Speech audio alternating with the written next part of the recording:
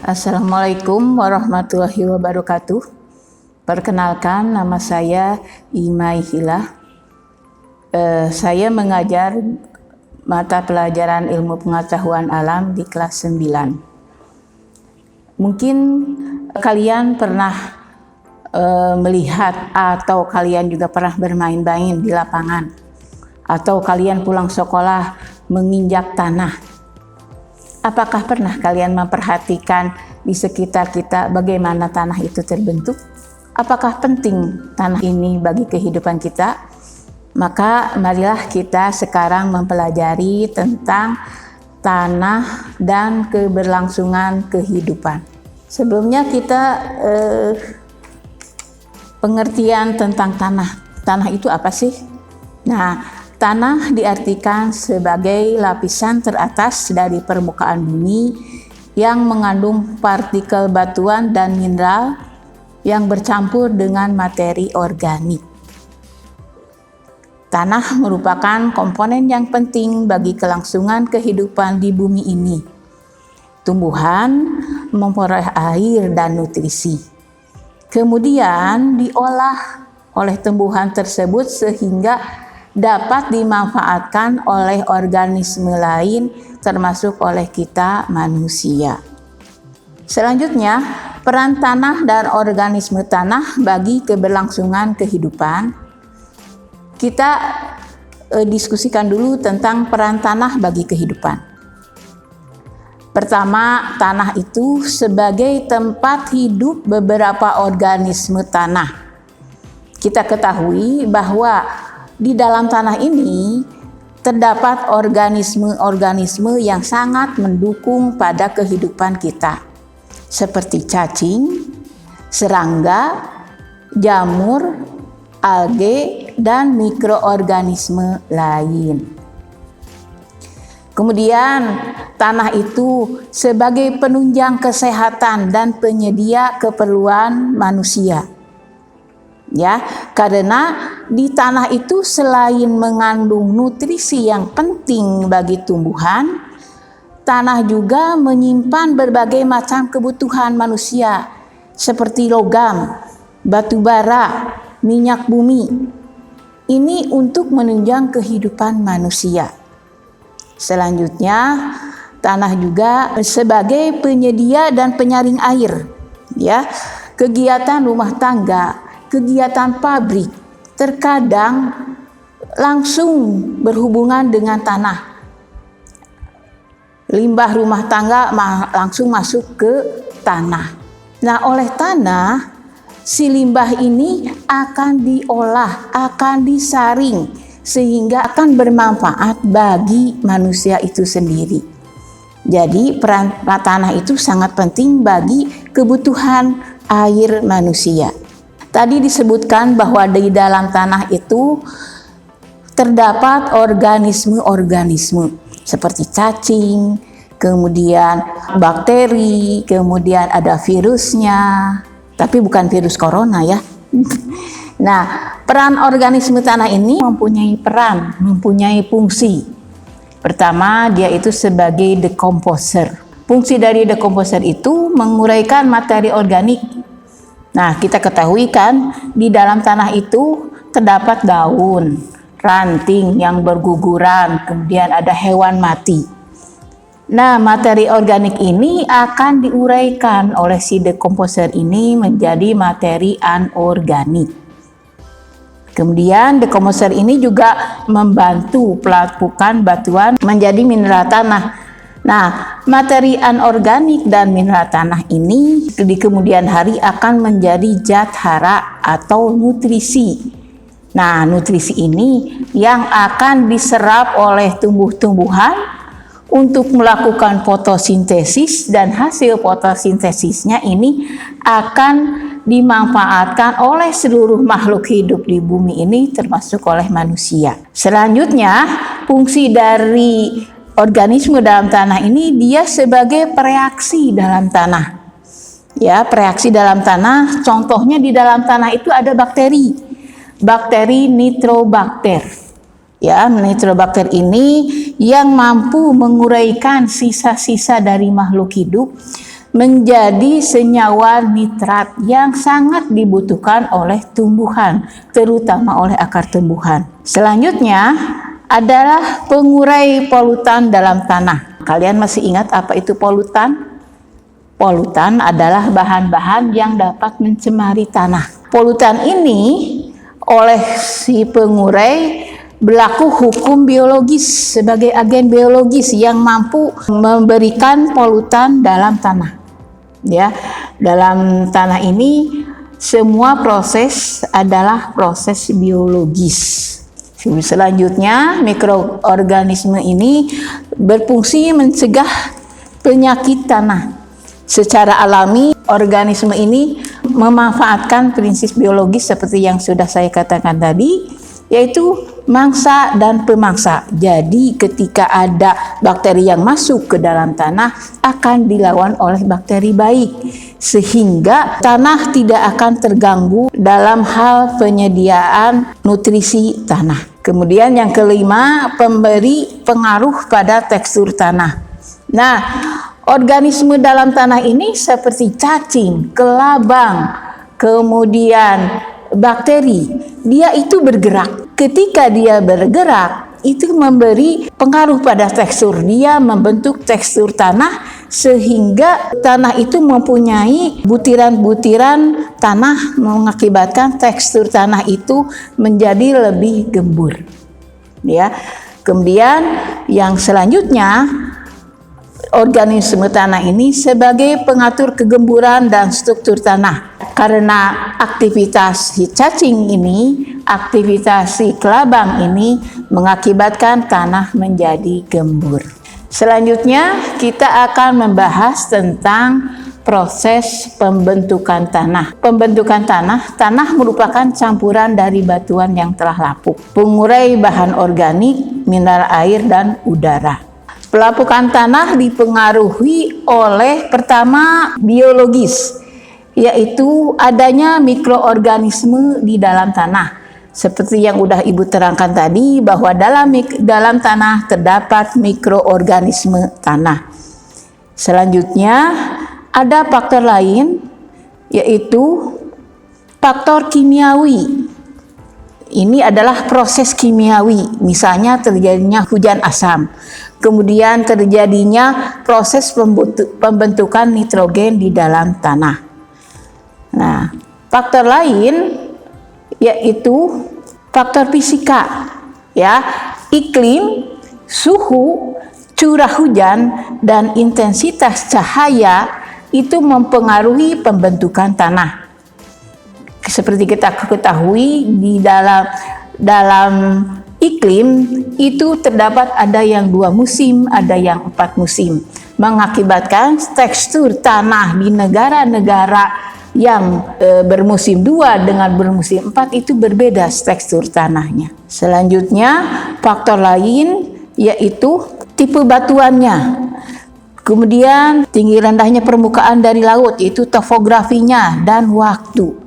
Karena tanah itu membutuhkan waktu yang cukup lama. Berjuta-juta tahun baru terbentuk tanah yang subur. Dalam istilah tanah ada yang dikatakan horizon tanah. Secara horizontal tanah itu memiliki lapisan-lapisan. Coba kalian lihat, kalau kalian lihat di orang-orang yang sedang menggali tanah, itu akan tampak pada tanah itu ada lapisan-lapisan, ya, lapisan-lapisan tanah. Nah, itu dipengaruhi oleh umur tanah, kemudian dipengaruhi oleh kandungan-kandungan yang terdapat di dalam tanah. Untuk lengkapnya kita lihat gambar tentang horizon tanah sebagai berikut. Lapisan yang paling atas itu adalah horizon A, merupakan lapisan teratas yang kita injak. Ini terdiri atas campuran dari pelapukan batuan dengan berbagai tekstur. Ada organisme hidupnya dan ada zat organiknya. Sebelah bawahnya adalah horizon B, merupakan lapisan yang memiliki kandungan zat organik lebih sedikit dibandingkan dengan lapisan di atasnya. Kemudian yang ketiga, horizon C merupakan lapisan yang tersusun atas batuan yang berperan sebagai penyedia material untuk tanah yang paling atas.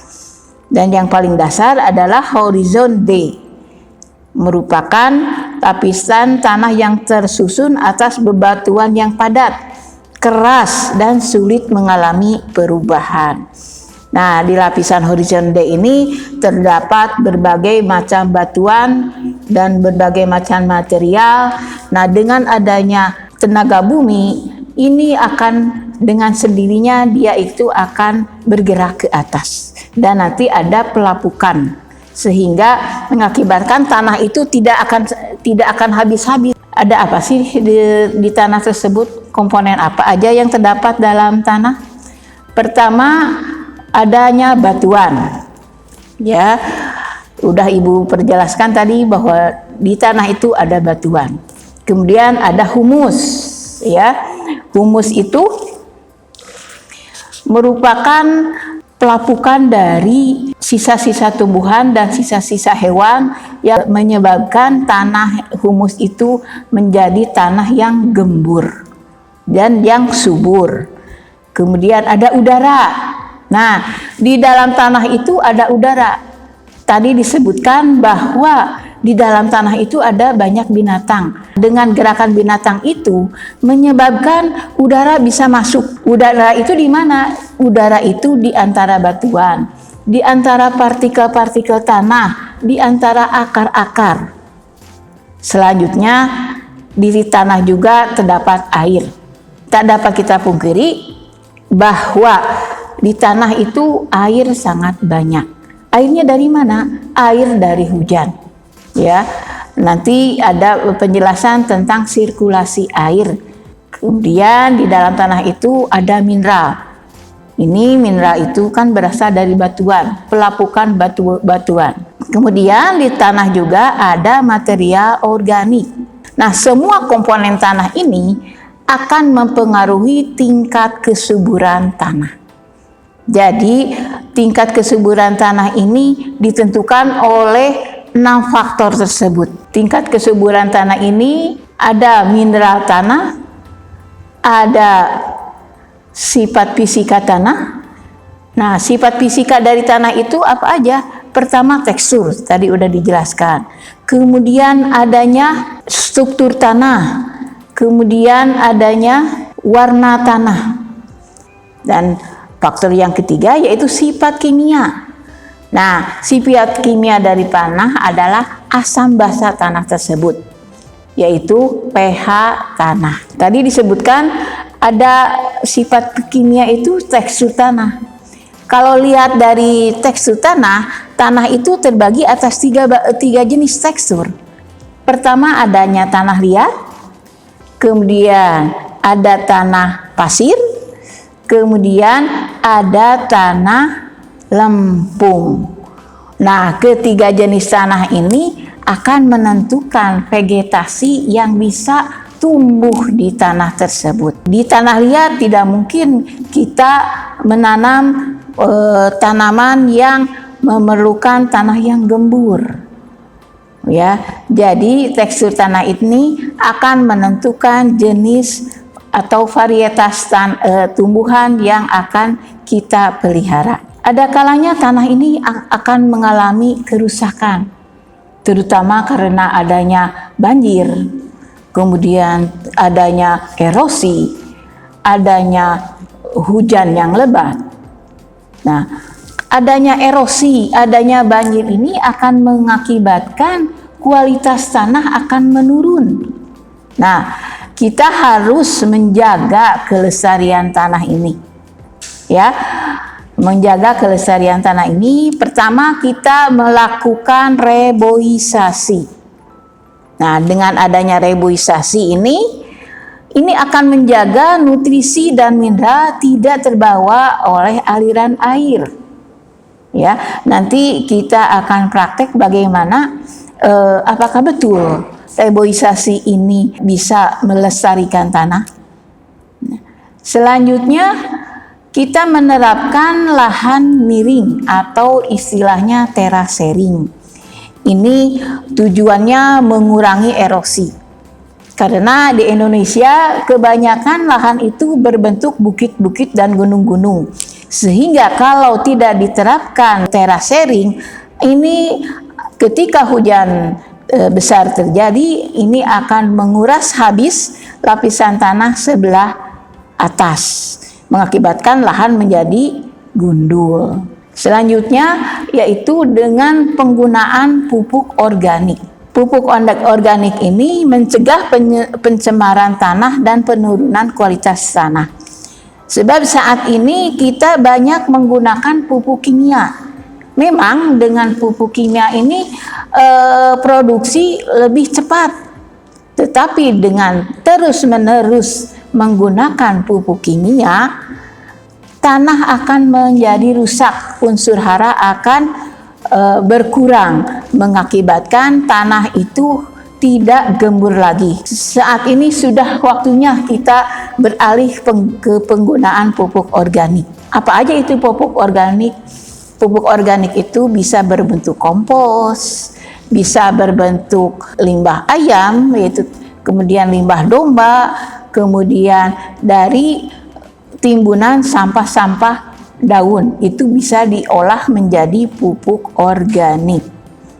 Dan hal yang penting adalah melakukan pergiliran tanaman. Sebab pertanian yang monokultur itu adalah pertanian yang sejenis, ini dapat menurunkan tingkat kesuburan tanah. Kita bertahun-tahun tanah itu kok terus ditanami dengan palawija misalnya, tidak bergantian, itu tanah itu akan menjadi kalau istilah manusia itu jadi kebal terhadap obat. Tanah juga akan kebal terhadap unsur hara tertentu. Jadi harus melakukan pergiliran tanaman. Dan yang terakhir adalah kita mendaur ulang sampah. Ya, sampah yang susah terurai kita didaur ulang menjadi barang-barang yang bernilai ekonomi. Karena dengan daur ulang, pertama menjaga kelestarian tanah dan barang bernilai ekonomi. Demikian yang dapat Ibu sampaikan pada pertemuan kali ini. Terima kasih atas perhatiannya. Tetap jaga kesehatan. Insya Allah Allah melindungi kita semua. Amin ya rabbal alamin. Wabillahi taufiq wal hidayah. Wassalamualaikum warahmatullahi wabarakatuh.